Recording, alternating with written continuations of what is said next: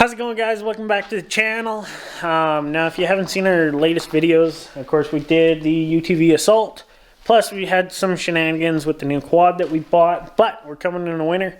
It's been cold, like -10, -11 a couple mornings here, so we're kicking it in the sledding mode. This is our 2018 Skidoo 850. It's got a 10-inch cut tunnel, 154 track. Of course, started out as a 165. Of course, we have a SilberTurbo running 5 pounds of boost, equals about 6 pounds. Pretty much other than that, it's stock. I know, not really stock. If you didn't see last year's videos when we were riding, I'll leave a link below right now. But it kind of shows how we broke it. But if you haven't seen that video, go check it out. If you need a recap, go check it out as well. But let me catch you up to speed. So we broke our chain. So this is the stock chain. It's got about 2600K, but just snapped. So that left us stranded on the mountain. So today we have a new chain and we have a new sprocket. So what we're going to be doing, it's got 165 gearing in it. So what that means is we have a 53 tooth bottom gear. We're going to be putting on the 146 gear. So it's a 49 tooth. Just kind of show that for you guys. So we're going with this. Of course, stock had a 116 link chain. That would be that one. This guy here, a replacement chain, it's 114 links. There's your part number. So we're re-gearing. Now this gearing set, this will give us about a 3% track speed increase just by chain. Or not by chain, but gearing alone. So we got lots of power on the sled. I want more track speed. I want more speed overall. So that's why we're doing this. Overall, I don't know what kind of change it's going to be. All I know is this will work because this is the 146 gearing. If you're curious, the 154, which we have, it should have a 51 tooth. So it's about 2 teeth per chain, or not per chain, but per gear downsize on track. So we have a 53. We're going to a 49. Other than that, we had this guy break. So right here, this is our rewind. Of course, we have a Cobra pull cord on there. Best won't break. But as you can see in here, part of the dog broke. So this little tit here that you see, that should be part of that. This right here, brand new part from Skidoo itself. I don't have a part number, but I'll put one down below for you guys. So see how that is good, it's solid. So we're gonna go throw this on. I would have shown throwing this off. I just wanted to see what broke. I will be getting parts and keeping this one as a spare. But as you can tell, you have 4 bolts. One here, one there, one up here, one up there. They're these little shiny silver ones. Just got a Torx on them. Very simple to get out. We'll come over to the sled, just show you guys a little more. So whatever can turbo you have to pull that off to access. But you'll find the rewind down here, and then you got your bolts that you have to access. I won't show taking them out, but I'll show putting them back in. But what we got to do first, before we put that on, we're going to do our chains. So let me set up. We'll pull this cover. There's a bunch of bolts. So super easy. We got the chain case off. Here's what you can see. This little guy here, we got a new one. So we're going to be putting that on. It's absolutely destroyed.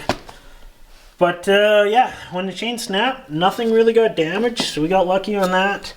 We are changing this bottom gear. But before we'll do that, I'll show you guys the cover just on bolt location. Alright, so bolts on this thing, super easy. This little guy here, it's a 10 mil head. This you have to access underneath the running boards through kind of the brick cover or little piece that hangs down, covers the chain case. The rest of the bolts, pretty simple. You got these 2 big guys here, T30 Torx. or no, T40 Torx, right? Yeah, T40 Torx. Looks something like that. The rest, all T30. They're these little guys. We got a bunch of them. One here, one there, there, one there, one on top. And then, of course, you have the two on this side. You have another big bolt right there. Another big bolt dead center. They're the same length. So you don't really have to worry about getting those mixed up. And then you got this little guy. It's actually on the footwell. So when you look at your sled, it'll be right here. So if you have a stock can has to come off. If you have any big muffler, you'll have to pull it off. Stingers, you might be able to sneak in there, get that guy out. But it goes right there. Super simple. You guys should be able to do this. I did this out in the bush when we broke in the mountains. So you can do it with a very basic set of tools. Make sure to have a drain pan underneath the sled. Just like that, you'll have oil. If you can contain the oil, contain it. It will make a mess. So I'm going to pull that gear off. It's just a snap ring.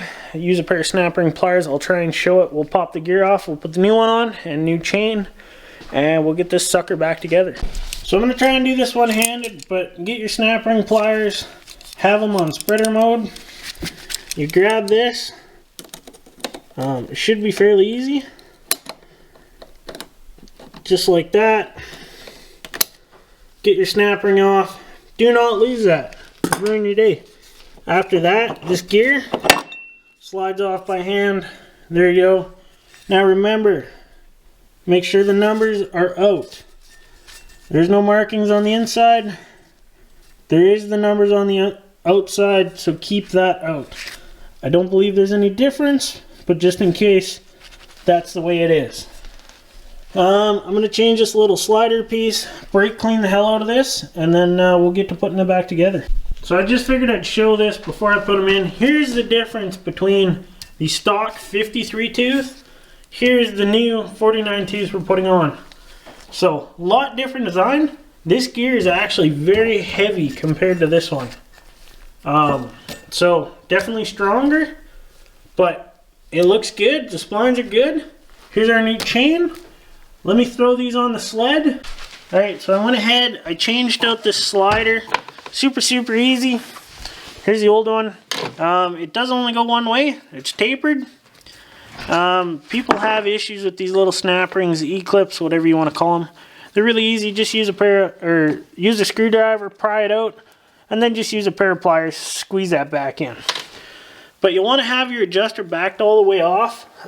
If you don't have your tool, it is a T25 Torx. Back that sucker all the way off, give you enough slack. What I do, I hang the chain on the top first, and then just do your bottom gear. You should have enough slack that you can get it into place. It'll slide right in. Put your snap ring on, very easy. I like getting them set on, and then just kind of work them on there. I kind of put this in a bad position. I don't know what I was doing. Just get it on. Then I just use my pliers. Snap them on. Try and get them to actually snap. That way they seat really well.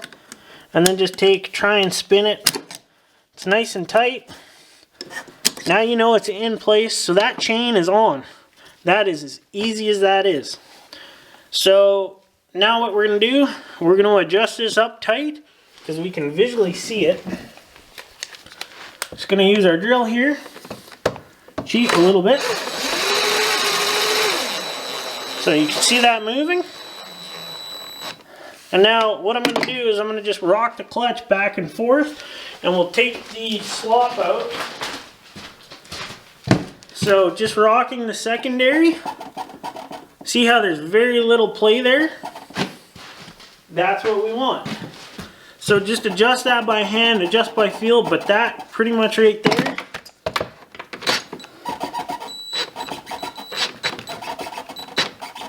If not, like right there, that's perfect. So here we go, chain case is back in, super easy. Now the way I do these, go around, put all your bolts in, get them snug, and then start at the middle, do this one, and then just go back and forth kind of in a crisscross pattern. And all I use 3/8 ratchet, do them by hand, give them a good snug, like get them in, and then just like a little bit of a snug, you're good to go. So tighten that down. For oil, I like running this stuff. It is the Skidoo synthetic chain case oil. Nice thing about these is they come already pre-measured, so it's 12 fluid ounces. That is exactly what this chain case takes. So that makes it super easy. I carry spares of these with me, just in case you have to pull them apart, check out things, and you have the exact amount. These fit right in these fill plugs, and then you just squeeze them in. So super easy. Once you get it all torqued down, of course, put everything back. Make sure you tighten everything, you know, get everything so it's really good. This plug, I usually start at the bottom, work yourself around, then just use a screwdriver, push the top back in. Nice and easy. So, with that done, let's get to our chain, or not our chain case, I guess we're done that. Let's get to the rewind. So, I'm gonna quickly swap out the cord. That's super easy to do. Just pull the cord all the way out, clamp this sucker in the vise, and then sneak your new cord in. I'll do that off camera. It just takes a couple tries, but once I get that done, we'll throw this sucker back together. Okay, I'm gonna do this part in real time. So we got our new one. Of course, I got our cord switched around. Super easy to do. What I like doing, I tie a knot like this. Just tie yourself any kind of knot that's really easy to undo. You'll really want that. And make sure you have about that amount so you can actually get it out and do it. So make your end nice and sharp. Set it in there. Now what you got to do first, you'll take your cord behind. This takes a second or two always. But you snake it up in.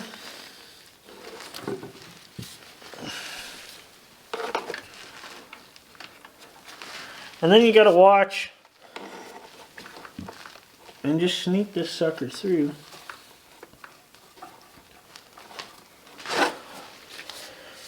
It takes a couple tries. You won't get it on the first. If you do, you're lucky. Unlike me.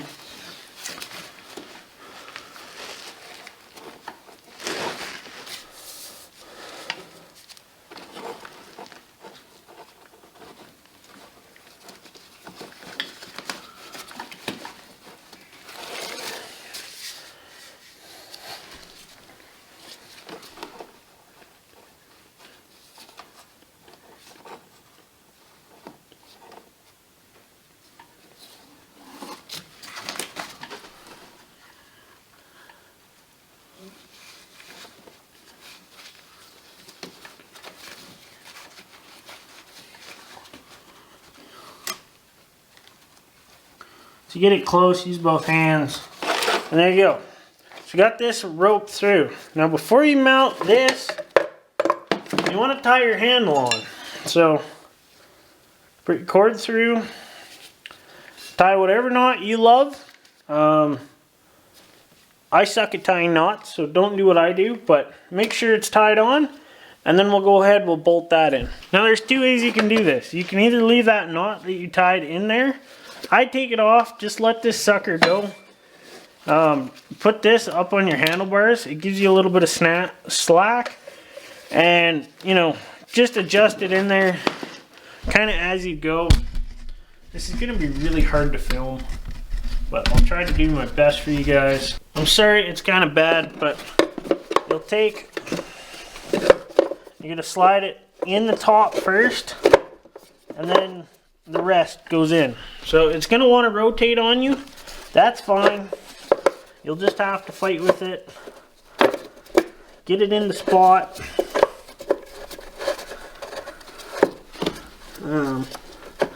Kind of remember where your marks are.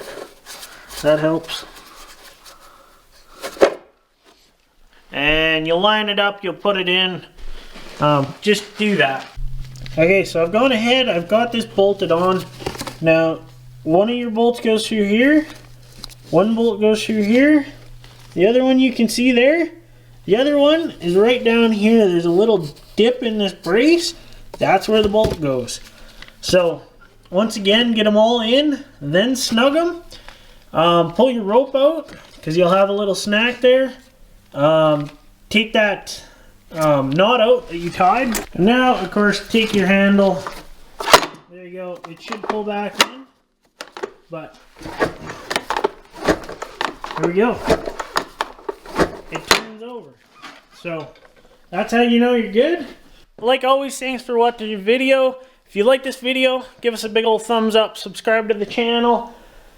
Come back. We got a lot more content coming on this sled. The next video or two will be that. Plus, we're going to be mixing in a bunch of other stuff. So it might not be consecutive, but the next video you see on this, what we'll be doing, we got some goodies for the turbo, so you'll be seeing that. And then we got a new fuel pump. So we're going to be installing a fuel pump, doing a little bit of turbo upgrades. It might be one video, it might be two videos. We'll see what I go.